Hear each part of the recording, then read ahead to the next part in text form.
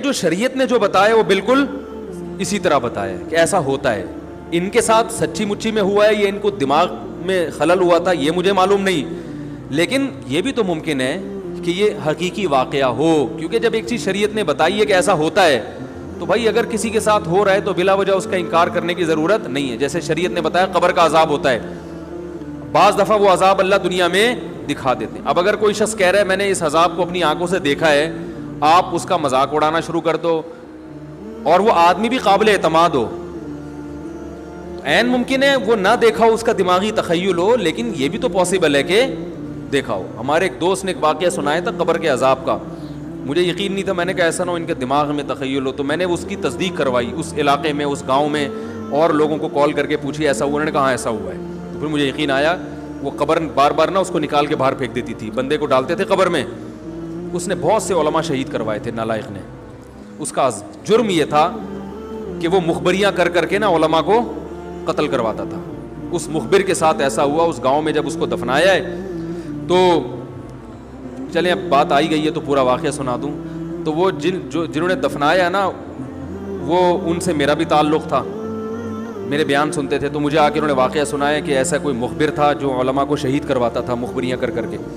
تو جب اس کو دفنایا کہہ رہے ہیں اس کے والد میرے پاس آئے, ہم لوگ کے پاس آئے, انہوں نے کہا کہ بھائی میں جب صبح جاتا ہوں تو میرے بچے کی جو لاش ہے نا وہ قبر سے باہر پڑی ہوئی ہوتی ہے, تو میں بڑا پریشان ہوں کیا کروں. تو ہم پھر دفن کرتے ہیں تو اچھا قبر بالکل صحیح ہوتی ہے اوپر سے اور وہ بندہ باہر ہوتا ہے, وہ دوبارہ بند ہو جاتی ہے قبر.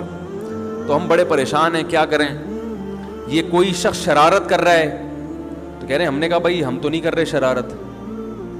کہا تو اگر دوسرا ہم شرارت کوئی کر بھی رہا ہوتا تو قبر کو کھودی بھی تو ہونا. تو انہوں نے کہا پھر یہ مشورہ انہوں نے ان کو دیا کہ تم ایسا کرو, لڑکا جو قتل ہوا جو مرا تھا نا, جو قبر میں تھا, جس کی لاش باہر, نوجوان تھا, وہ بڑا مخبر آدمی تھا, وہاں کے گاؤں کے لوگوں نے بتایا.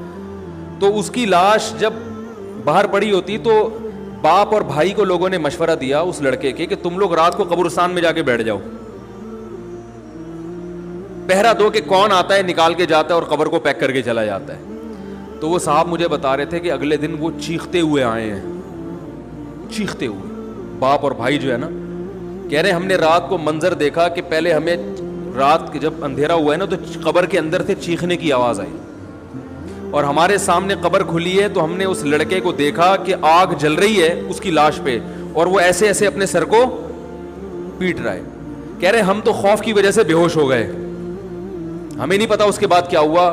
ہوش میں آیا تو وہ لاش باہر پڑی ہوئی تھی. تو میں نے کہا یار پھینکو بھی دنیا میں کم نہیں ہوتے. تو میں نے پھر تصدیق کے لیے ایک دو لوگوں سے رابطہ کیا, انہوں نے بتایا کہ ایسا ہوا ہے ہمارے ساتھ. تو یہ جو ترکی کا جو تھا نا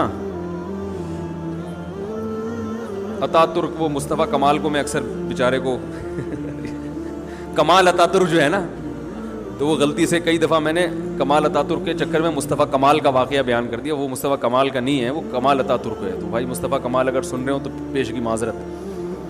تو کمال اتا ترک کا بھی یہی ہوا ہے, مسلمانوں کا قاتل تھا, علماء کا قاتل تھا, ترکی سے خلافت اسلامیہ کو اس نے ختم کر دیا. بہت یہ جو آج جو کچھ دنیا میں ظلم ہو رہا ہے اس سب کی بنیاد رکھنے والا اتا ترک ہے. خلافت عثمانیہ ہوتی تو نہ کشمیر کا مسئلہ کھڑا ہوتا, نہ بوسنیا کا مسئلہ کھڑا ہوتا. یہ ساری مصیبتیں جو آئی ہیں, مسلمانوں کا جو اتحاد ختم ہوا, تو اس کے ساتھ بھی ایسا ہی ہوا. اس کو جب قبر میں دفنایا, قبر نے باہر پھینک دیا, تو نتیجہ یہی نکلا کہ اس کی قبر زمین کے اوپر ہے. تو وہ جو اس کے فالوورز ہیں وہ کہتے ہیں دیکھو ہمارے حضرت اتنے پہنچے ہوئے ہیں کہ اوپر دفن ہے. تو جو بوڑھے بوڑھے لوگ ہیں نا ترکی کے, وہ آپ کو بتائیں گے کہ یہ محترم کو زمین نے قبول نہیں کیا, نکال کے باہر. تو بعض دفعہ قبر خود بتا دیتی ہے, بعض دفعہ. اچھا مجھے چلیں چھوڑیں, بات سے بات نکل جائے گی, وہ ہمارا موضوع رہ جائے گا. تو فرشتہ کہاں پہنچا؟ قریب, ہاں واپس چلا گیا. تو فرشتہ ٹھیک ہے, تو وہ بالکل قریب آ کے واپس چلا گیا. تو ایسا ہوتا ہے بعض دفعہ, ہوتا ہے, ایسے واقعات ہیں بہت سارے. تو اصل بات کیا چل رہی تھی جو میں یہ واقعہ یہاں پر لایا ہے؟ ہاں حروف مقطعات کی بات چل رہی تھی, روح کی بات چل رہی تھی, روح کی. تو اسی طرح روح کی حقیقت کیا ہے یہ ہمیں معلوم نہیں ہے, لیکن ایک ہے, اس کا جسم نہیں ہے, وہ ہلکی چیز ہے, وہ سیکنڈوں میں سفر کرتی ہے, وہ تو وہ ہمارے جسم سے نکلتی ہے. نیک لوگوں کی روحیں فرشتے نکالتے ہیں, برے لوگوں کی روحیں وہ عذاب والے فرشتے نکالتے ہیں. والنازعات غرقا والناشطات نشطا والسابحات سبحا, قرآن میں ہے نا, قسم ان فرشتوں کی جو روح کو سختی کے ساتھ نکالتے ہیں. والناشطات نشطا, قسم ان فرشتوں کی جو روح اور جسم کا بندھن صرف کھولتے ہیں. یعنی روح تو نکلنے کے لیے تیار ہوتی ہے, جب وہ آخرت کی چیزیں دیکھتا ہے نا انسان مرتے ہوئے, اور جنت کی اور وہ نعمتیں اس کو نظر آتی ہیں, تو روح تڑپتی ہے کہ میں اس جسم سے آزاد ہو جاؤں, لیکن آزاد ہو نہیں ہوتی. فرشتے صرف اس روح اور باڈی کا جو ایک گرہ ہے اس کو کیا کرتے ہیں, کھول دیتے ہیں, اور وہ آزاد ہو جاتی ہے, خوش ہوتی ہے.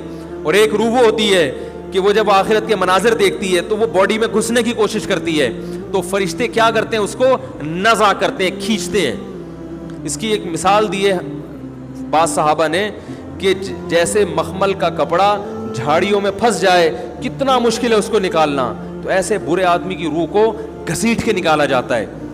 تو حقیقت ہے, سائنس یہاں تک نہیں پہنچی, تو یہ اس کی علامت نہیں ہے کہ یہ حقیقت کے خلاف ہے, بلکہ اللہ نے قرآن میں فرما دیا وما اوتیتم من العلم الا قلیلا, ہم نے تمہیں علم بہت تھوڑا دیا ہے, بہت تھوڑا دیا ہے.